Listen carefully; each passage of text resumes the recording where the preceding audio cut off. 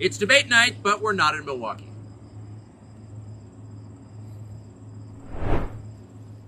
Mr. President, thanks for joining us. Thank you. Why aren't you at the Fox News debate tonight in Milwaukee? Well, you know, a lot of people have been asking me that, and many people said you shouldn't do them, but you see the polls have come out, and I'm leading by 50 and 60 points.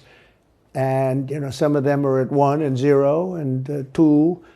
And I'm saying, do I sit there for an hour or 2 hours, whatever it's going to be, and get harassed by people that shouldn't even be running for president? Should I be doing that? And a network that isn't particularly friendly to me, frankly. You know, they were backing Ron DeSanctimonious like crazy, and now they've given up on him. I mean, it's a lost cause. It reminded me very much of 2016. You know, in 2016, I went through the same stuff and had to fight them all the way, and then they became very friendly after I won, or just about when I was winning. But I just felt it would be more appropriate not to do the debate. I don't think it's right to do it. If you're leading by 50, 60, I have one problem leading by 70 points, and I'm saying, why am I doing it? And I'm going to have 8 people, 10 people, whoever made the debate, I don't know how many it is, but I'm going to have all these people screaming at me, shouting questions at me, all of which I love answering, I love doing, but it doesn't make sense to do them. So I've taken a pass, as you probably noticed. Well, I did. I'm grateful that you did. It's interesting, though, because you spent a lot of your career in television. Yeah. You had a top show in television on NBC. But you don't feel the need now running for president to do television, obviously. Do you think television is declining? Well, according to a poll that I guess we just saw, it just came out where it's down like 30, 35%, but I think they were referring to cable. I think cable's down because it's lost credibility. MSNBC, or as they say, MSDNC, is so bad. It's so wrong what they write and what they do and what they say. It's, you know, it's fake news, as I said. I think I came up with that term. I hope I did, because it's a good one. It's not tough enough anymore. It's corrupt news. You know, really what you do is call it corrupt news, but somehow that doesn't play as nicely. But it is corrupt news. So you have MSNBC and you have CNN, who's absolutely doing no ratings at all. I mean, they're dead. But they're doing none because they don't have credibility. They really don't have credibility. Fox is way down, as you know. And the good old days are long ago. I will say this, it could come back, but they just don't have a lot of credibility, Tucker. You know that perhaps better than anybody. I think it was a terrible move getting rid of you. You were number one on television, and all of a sudden we're doing this interview, but we'll get bigger ratings using this crazy forum that you're using than probably the debate or competition. When you say there are people on stage who shouldn't be running for president, who do you mean? Well, I don't want to really use names, but it wouldn't matter too much. A guy like, I call him Ada Hutchinson. It's Asa, but I call him Ada. Why do you call him Ada? I could tell you, but I don't want to get myself in a little trouble. But he's weak and pathetic, and he was, I never understood the guy, never knew him. He was the governor of Arkansas, not a very popular guy. I don't know how but that state is such a great state. The people are so incredible in that state, and they love me and I love them. How does this guy get elected governor of Arkansas? But he's nasty always, and has been. A guy like Chris Christie, the guy left with a 8%, think of it, 8% approval rating in New Jersey. Now he's running for president. And he runs solely on the basis, let's get Trump. He's like a savage maniac. He's like a lunatic. And that's all he talks about. His poll numbers are very, very low. He's about 2%. What's he like? You know him well. No, I've been friendly with him over the years, but I couldn't give him a job because I just never trusted him very much. I was just never one of his people that really trusted him. I never gave him the job. And that's one of the reasons he feels so hurt and so betrayed. And I understand that. I really do. I understand it. But I never gave him. You know, he wanted to be different things. He was looking at different elements of the administration, and I decided I didn't want to do it. And now I'm glad I did, because you see, but you know, we had some great people. I had great people. We'll have even better people if we do this, because now I know Washington. Before I didn't know Washington. But guys like Bill Barr were terrible. I mean, they were, I would say, Bushies. I say that with respect to the Bush family, but they were Bushies, and it doesn't work out for us. It was clear, this is kind of far afield, but it was just interesting. I read Barr's account of his time. He wrote a book about it. Right. His autobiography. And in it, he lies about Jeffrey Epstein's death clearly lies. Do you think Epstein killed himself sincerely? I don't know. I will say that, he was a fixture in Palm Beach. Yeah. I don't know what Barr said about it either. I have no idea what he said. What did he say? He killed himself, probably? He said he killed himself and that they were going to do this investigation. They never did the investigation. It's never been public. Well, and they hid it. And why are they doing that? And clearly Barr knew. But why would Bill Barr be covering up the death of Jeffrey Epstein? Bill Barr didn't do an investigation on the election fraud either, okay? He said he did, and he pretended he did, but he didn't. McSwain, the U.S. attorney in Pennsylvania, Philadelphia, said Barr just wouldn't let him do it. It was crazy. Barr became so petrified, so frightened of being impeached. They were going to impeach him. I don't know if you remember it. Yeah. It's not a big moment in history. But they said, we're going to impeach. They play a much rougher game, the left, the lunatics. And they were going to impeach Bill Barr, and he was petrified. Now, how do you not get impeached? Don't do any of this stuff. But he didn't do the job there. I don't know what he did with Epstein, but possibly he didn't. Do you think it's possible that Epstein was killed? Oh, sure, it's possible. I mean, I don't really believe. I think he probably committed suicide. He had a life with, beautiful homes and beautiful everything, and he all of a sudden he's incarcerated and not doing very well. I would say that he did, but there are those people. There are many people. I think you're one of them, right? But a lot of people think that he was killed. He knew a lot on a lot of people. He was killed. You think so? I think the closer you look, I'm not a conspiracy person at all. I believe everything I hear. But yeah, the closer you look into it, I mean, the Attorney General of the United States, your Attorney General, clearly lied about the Epstein death. Yeah, and he was. Why? He was certainly. It wasn't well done. They had no cameras. They had no anything. Everybody was sleeping, and a case could be made. Look, I'm not going to get involved in it, but I can tell you a case could be made either way. But it certainly wasn't the most well-run place. So the reason I'm asking you is I'm looking at the trajectory since 2015 when you got into politics, for real, and then won. It started with protests against you, massive protests, right. Organized protests by the left, and then it moved to impeachment twice, right? And now indictment. I mean, the next stage is violence. Are you worried that they're going to try and kill you? Why wouldn't they try and kill you, honestly? They're savage animals. They are people that are sick, really sick.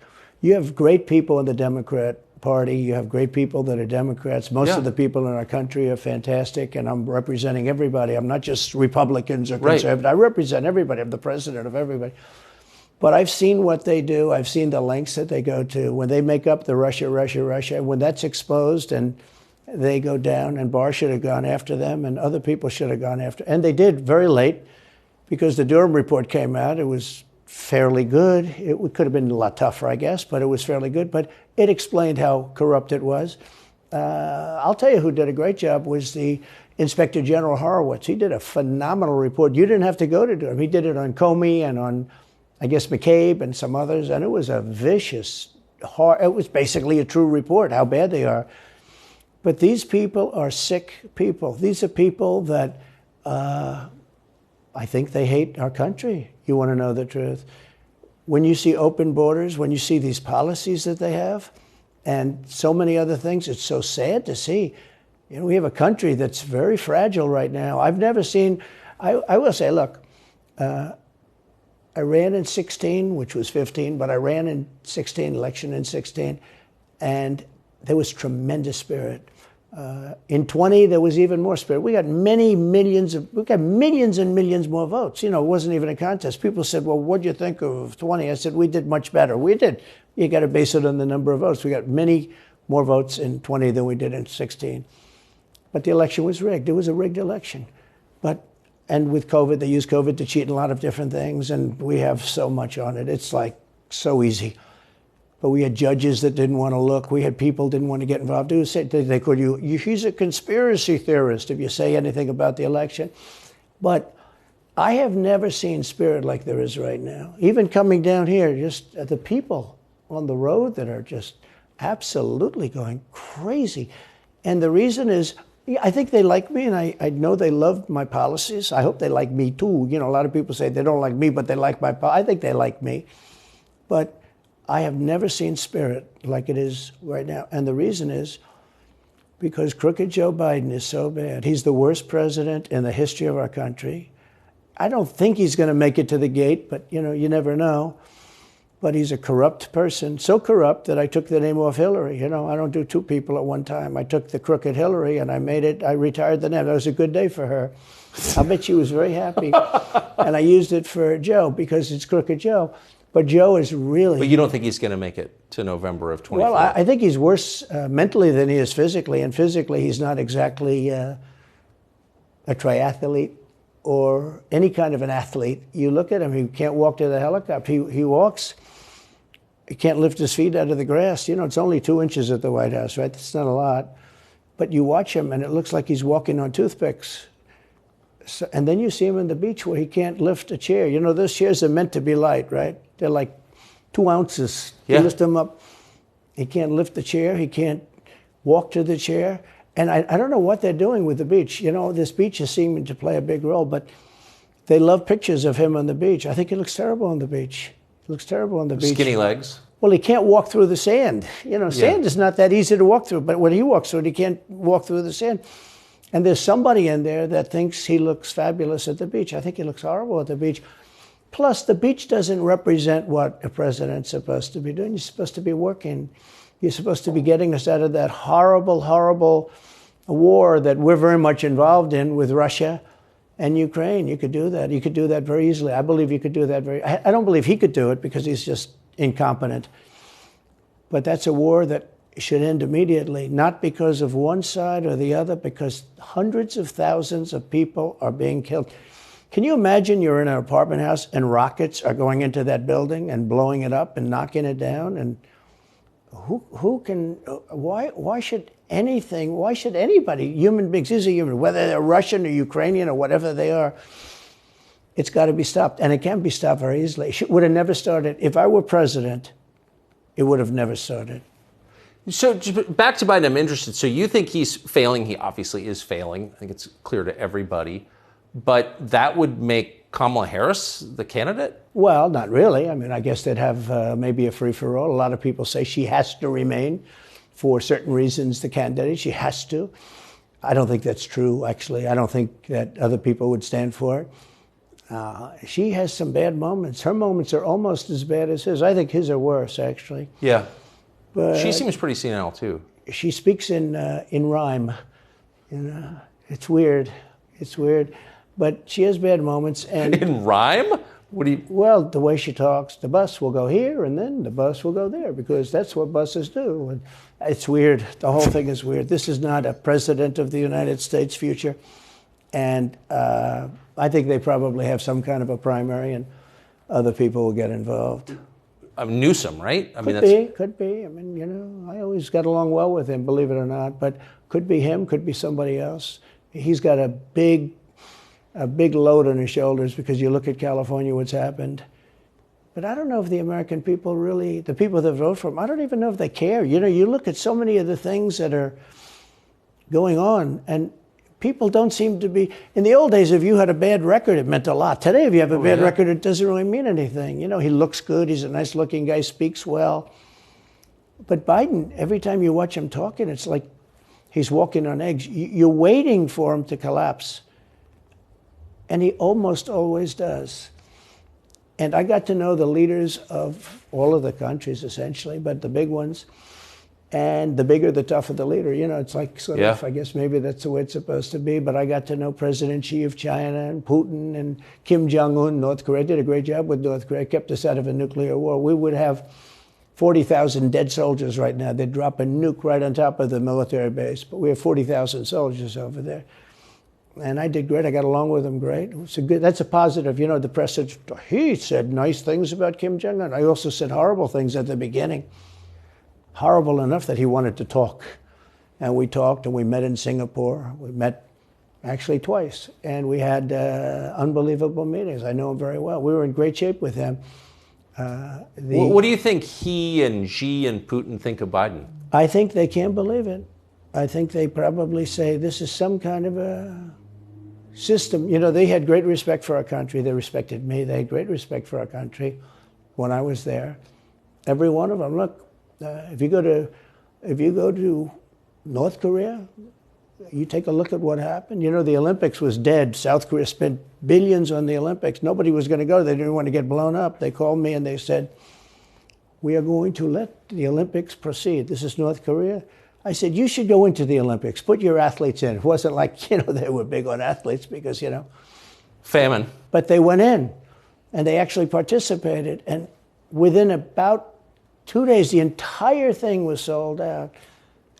And if it wasn't me, that would have never happened. But I got along very well with him, and that's a positive thing. He does have massive nuclear power, by the way. And if Hillary would have gotten in, or if the Obama thought process continued, it would have been a nuclear war, absolutely, with North Korea. He was expecting to go into a war, and it would have been a nuclear war. So do you think the rest of the world looks on at Biden and thinks someone else has got to be running the government? Well, somebody else has to be. I don't think he's capable of doing anything. Look, when I debated him, I said, how come, and this was in front of probably not a friend of yours, Chris Wallace. He was the moderator. Not a friend. I said, why is it he wants to be Mike, but he doesn't have the talent? It's one of those bitchy little man. He wanted to be his father, but he didn't have the talent of his father was great. He's a little fussy man. His father interviewed me in 60 Minutes. It was actually a 10. Can you believe it? No, I totally believe his father had talent, at least. I may have been the only guy that he gave a good 60 Minutes to. He was rough. Really? His father was tough. He was great, though. He was great at what he did. But Chris Wallace was so upset.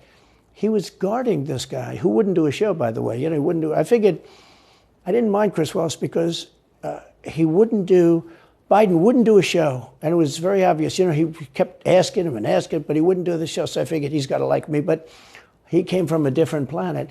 But remember when I asked the question, why is it that the mayor of Moscow's wife is allowed to give you $3.5 million? Don't forget, that was brought up. Now it's brought up all the time, but that was brought up by me long before anyone ever heard of it. I said, the mayor of Moscow's wife giving you $3.5 million. What did you do to deserve $3.5 million? To Biden. And Chris Wallace said, this has nothing to do with the debate.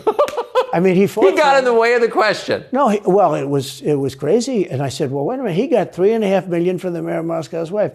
Now, people forget that, but if you go back and take a look, you will see. And Chris Wallace didn't want me to ask that question. I said, I think it's a very appropriate question. It turned out to be much more appropriate than people thought. Amazing. So do you have a preference in, assuming you're the Republican nominee and all goes as you plan it to go, do you have a preference in who you run against? In many ways, I'd love to run against him because his record's so bad. You know, it's still horrible when you look at inflation and everything else, but others also have very bad records. I mean, California's a bad record, so, you know, should it be Gavin or should it be somebody else? When I look at San Francisco, what's happened to that incredible city? That was one of the greatest cities in the world just a short while ago, and now it's very sad when you look at it. Los Angeles, every city practically, all the Democrat-run cities. You know, Republican-run cities are doing very nicely because they arrest people when you have crimes, and they don't go after political candidates because they think it's good. You know, I mean, it's like been amazing. My poll numbers are the highest I've ever had, but because people understand it. Can I just ask you, that gets back to my original question. So if the protest didn't work, you got elected anyway. Yeah. Impeachment didn't work twice, obviously. Indictment is not working. Your poll numbers go up. When they raided Mar-a-Lago in August of last year, your numbers went up. They can indict you 20 times, and you're not gonna lose the Republican primary because of that. Well, so it makes it look even more ridiculous. I mean, the 4 indictments, and maybe there'll be more. I don't know. These people are crazy. But they're counterproductive. So if you chart it out, it's an escalation, is what I'm saying. Yeah. So what's next? After, try to put you in prison for the rest of your life. That's not working. So, don't they have to kill you now? I think the people of our country don't get enough credit for how smart they are. And I'm not sure I would have said this 10 years ago, but they get it. You know, they really get it. When somebody gets indicted, your poll numbers go down. When somebody gets indicted, you announce, ladies and gentlemen, I'll be leaving to spend time with my family and to fight for the rest of my life on this stuff. But you're out of politics. I got indicted 4 times. All trivia, nonsense, bullshit. It's all bullshit. it's horrible when you look and you look at what they're doing. The boxes hoax, I'm covered by the Presidential Records Act. I'm allowed to do exactly that. He's not covered, and he's got 25 times the number of boxes, and he's got them stored in Chinatown. He's got them stored in a flimsy garage underneath his Corvette at Penn. And by the way, at Penn, he gets millions of dollars. China pays this guy millions of dollars. See, I think he's the most corrupt president we've ever had. And he also has the distinction of being the most incompetent. And I believe both. I mean, he's both incompetent and corrupt. So and I actually believe he's compromised because China knows so much about him. They know where the money comes from. They know where it is, who paid it, and they probably paid it. Well, they do pay Penn, and he gets $1 million. I think he takes $999,000 because, keeps it a little bit under $1 million, like by $1. But he, in many ways, is a Manchurian candidate. We have a Manchurian candidate, and he's afraid to tell Russia to get out of Cuba. He's afraid to tell China to get out of Cuba. He's afraid. China now is building, think of this, China is building military installations in Cuba. The Cuban population of Miami is not too happy because they're never going to be able to go back.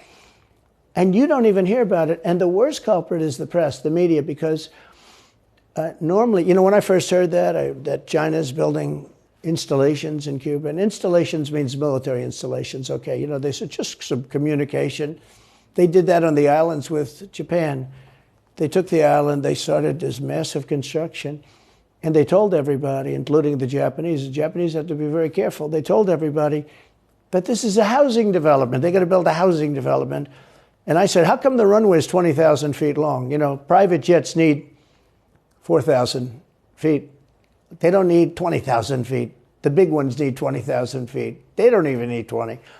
And I looked at the runway. I said, that's the largest runway ever built, both in width and length, for housing development. There's nobody that has a plane that big that you would have a runway that's Why that's is for China testing. allowed to conduct imperialism in our hemisphere? Well, yeah, and it's far beyond Cuba. It's all over South America. Yeah, in the Caribbean. So we built a thing called the Panama Canal. We lost 35,000 people to the mosquito, malaria. Yeah. We lost 35,000 people building. We lost 35,000 people because of the mosquito. Vicious. They had to build under nets. It was one of the true great wonders of the world. As he said, one of the 9 wonders of the world. No, it was one of the 7. It happened a little while ago, It says 9 wonders of the world. You could make 9 wonders. He would have been better off if he stuck with the 9 and just said, yeah, I think it's 9. But this is one of the true 7 wonders of the world. And you take a look at the Panama Canal. It was such an incredible engineering marvel. We sold it under Jimmy Carter. We sold it to Panama for $1. The following day, they quadrupled the amount of money that ships had to pay to get across. They didn't lose one ship. And now they've made it much bigger, and now they've widened it. They've doubled it, right? They've more than doubled it. And it's one of the most profitable things. Any time it's just incredible, right? We gave it away for $1. China now controls it. They actually control the Panama Canal. They run it, they control it. And we shouldn't let that happen. And we can't let China be in Cuba. And they'll get out. If I'm president, they'll get out. Because I had a very good relationship with President Xi, but he respected this country, he respected me. And he'll get out. And we can't let them run the Panama Canal. We built the Panama Canal. Should have never been given to Panama. We should have had it. But we gave it for $1. Think of it. They quadrupled. In one day, they lifted the fees, which are, pretty big, for these massive ships to go through, right? Rather than going around the Cape and through all the tremendous storms, such beauty, it's beautiful stuff. But you didn't want to get caught in those storms. Those were storms that wiped out the biggest ships. And we go through the Panama Canal, we built it, and we gave it away for $1. Think of that, how stupid are we? We have done the stupidest things in this country. And now we have a president that can't put 2 sentences together, can't speak, can't walk, can't talk. I don't think he gets to the starting gate, but these people do miracles. I mean, he ran out of his basement, and you got away with that one because of COVID, so he sort of got away with it. They cheated on the election, But you have people that are very smart, but they're fascists and they're radical left lunatics, and they're destroying our country with the all-electric cars and the windmills all over the place, which, by the way, don't work, and they're all, most of them made in China. For the most part, they're made in China. Germany a little bit, but China. But you look at what's happening to our country, even no voter ID. I mean, why don't they want voter ID? There's only one reason they don't want voter ID, because they want to cheat. I mean, who doesn't want, the Democrat convention, the last one, they had voter ID that was this big. It looked like a prison card, this big on their chest. You walked in, they had your picture, your this, your fingerprint. They had everything. The most incredible voter ID I've ever seen. That was to get into the Democrat National Convention. But to get in to vote, if you buy groceries, if you buy practically anything now, you have ID on a card. Credit cards or otherwise. But don't you think it's racist to have to show your ID? Well, they probably say that. They use anything not to show ID, because voter ID is pretty simple. And we could go back, and we should go back to all paper ballots, voter ID, same-day voting. France did it. France had mail-in ballots, and it was terrible. Anytime you have mail-in ballots, you're going to have massive cheating on your elections. Anytime, but not just the presidential election. Anytime you have... Isn't that the whole point of them? Yeah. So you can cheat? Oh, yeah, sure. It's their whole point. That's their whole point. They want to cheat. Yeah. They have to cheat because their policies are so bad that if they didn't cheat, they couldn't get elected. Who wants open borders? Who wants high taxes? Who wants high interest rates? Who wants to not be able to use a gas stove or have to drive an electric car, which, you have a 4-hour drive, but the car only goes an hour and a half, so you have to charge it. The happiest moment for somebody in an electric car is the first 10 minutes. In other words, you get it charged, and now for 10 minutes. The unhappiest part is the next hour, because you're petrified that you're not going to be found to another charger. I'm saying, I'm not knocking electric cars, they're fine. They're fine. But if people want to buy a gasoline car or a hybrid, hybrids are pretty good, actually, but they should be allowed to buy. They don't want to do any of this. So right now, California's in a big brownout, because their grid is a disaster. The grid all over the country is sort of a disaster, but the grid in California. And yet, they want to have in a very short period of time millions and millions of cars going off that grid, essentially. It doesn't work. So plug your car into a grid that's failing. You should be able to buy an electric car. Electric cars could be fine if you drive short distances and you want to have, whatever, and you have plug-ins everywhere you go. They could be fine. But you got to have gasoline cars. You got to have everything. Let people buy everything. Now the new thing is your heating systems in the house. They don't want you to have a modern day heating system. They want you to use a heating system that will cost you at least $10,000 to buy and won't work very well. None of the stuff works as well. One of the things I did with EPA is you have states, many states, most of the states have so much water. It comes out of heaven, right? The water pours down and you have it. It's there. It's got to go wherever it goes, into the oceans, whatever. It's not like a big problem. Now, in some states, they have a problem. You have some desert areas and all, and for that, it's okay. But they have sinks where no water comes out. You turn it on, no water comes out. No water comes out of the shower.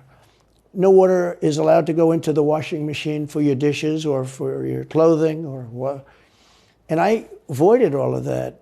Wait, they have sinks where no water comes out? Sure, you have restrictors. When I say no water, very little water. You want to wash your hands, right? Yeah. And you've seen this. And you turn on the sink and it's very little. Or you want to wash your beautiful hair, right? And you're standing under a shower. Then the suds never go. The water comes out very slowly. I'm sure you've seen this. It usually takes place in new hotels and new homes. Yeah, you take a drill and take the they have limiter out. Well, you can, but now they make it so you can't do that so easily. They have a restrictor. It's called a restrictor, and it restricts the water from coming out. So I ended all of that, and you have to see these. They let the water come out. You know what people do? They wash their hands like 5 times longer, or in the washing machine, they'll press for their. Let's say the dishwasher, they'll press it, then they'll press it about 7 or 8 times. Yeah. They'll end up using more water, and it still won't be very good. I met with the head of Whirlpool. They were practically going out of business during my administration, and they said to me, from Ohio, incredible, great state, I love Ohio, and they were really doing badly because people were dumping washing machines all over, mostly from South Korea, but also from China. And he was explaining it's just a terrible situation. I said, let me ask you, how's the quality? He says, we're better, but they are good enough quality. But, of course he's going to say that, but, they are better. He said, but they don't allow us. They're dumping these machines. They're cutting us in half. They're killing us. And on top of it, the government won't let us use water in our machines. I mean, he shows me like a quarter of a bottle of water. That's supposed to be washing clothing. And I freed it all up, and I put tariffs on these countries that were selling and the machines coming into the country. And that company went from all the washing machine companies, they make washing machines, they make dryers, they make all of the different machines that do this kind of work, including dishwashers.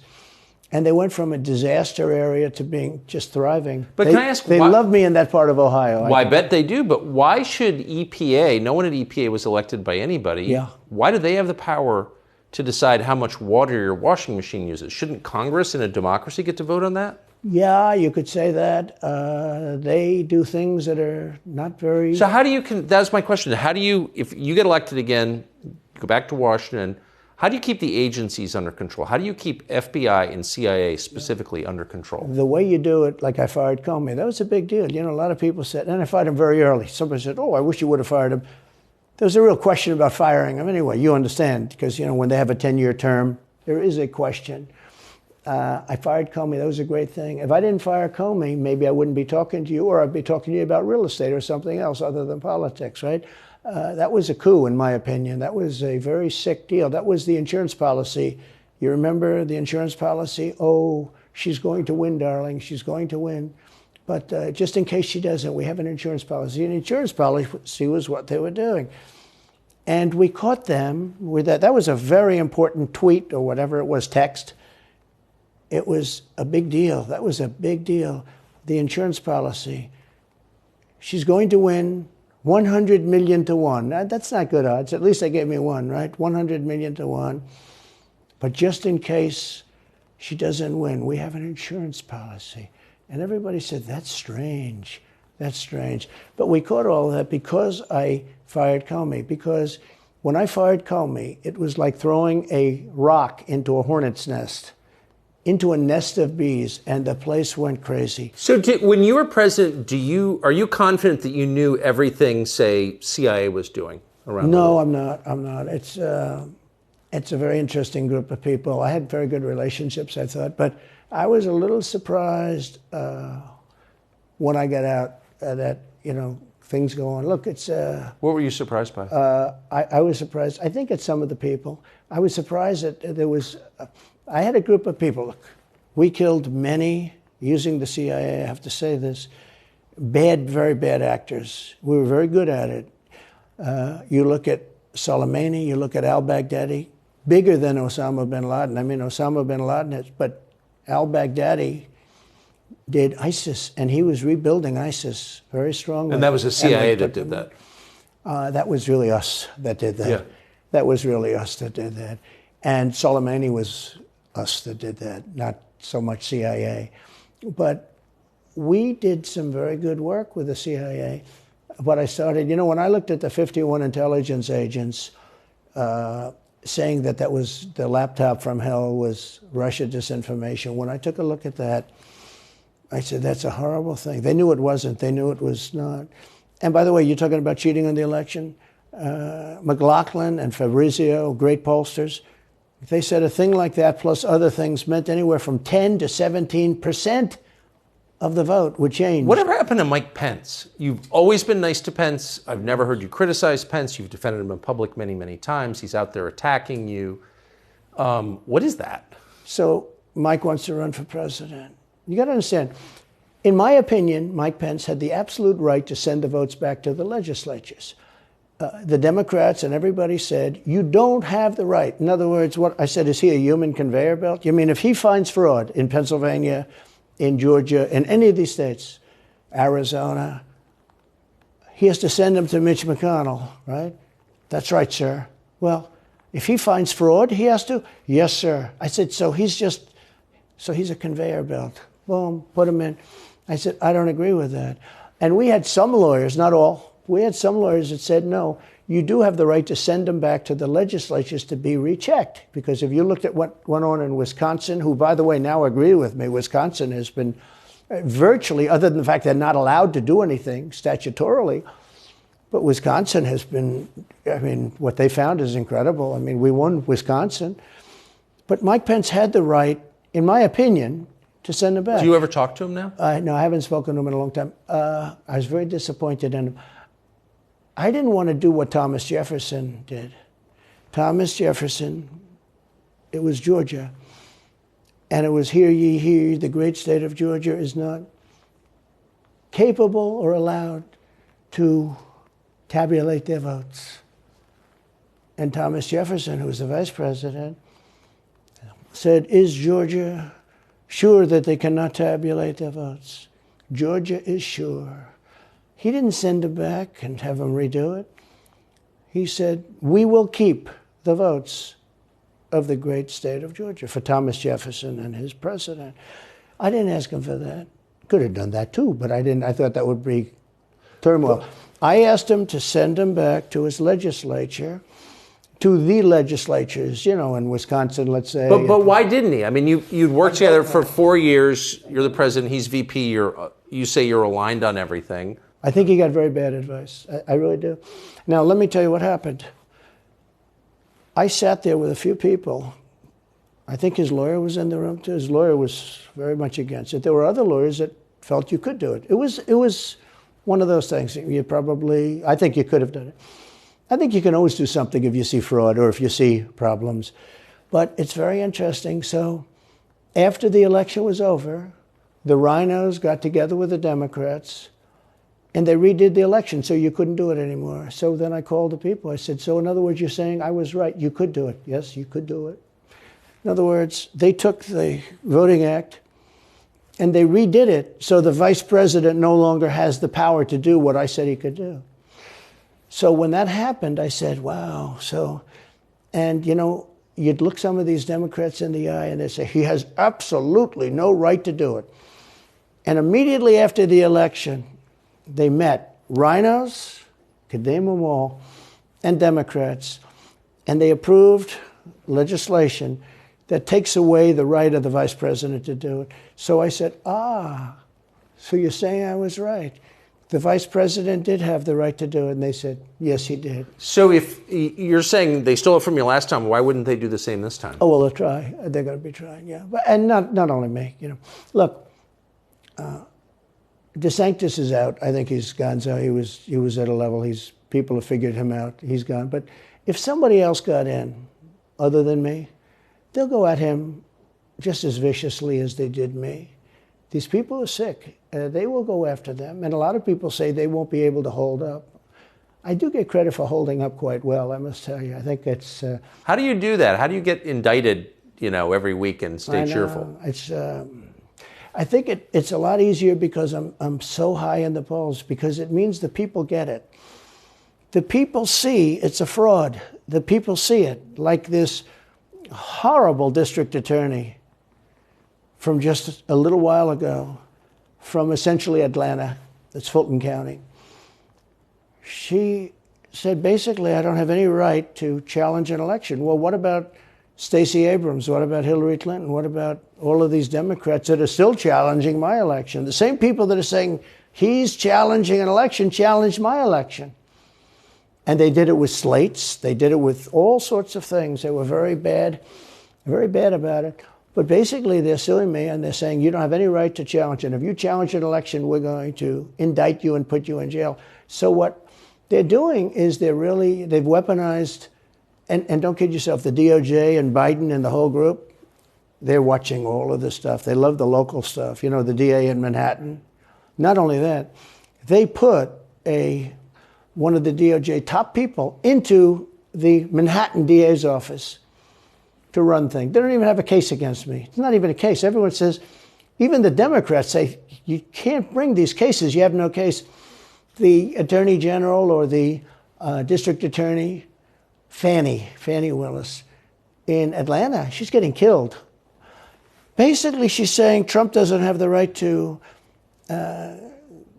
criticize an election.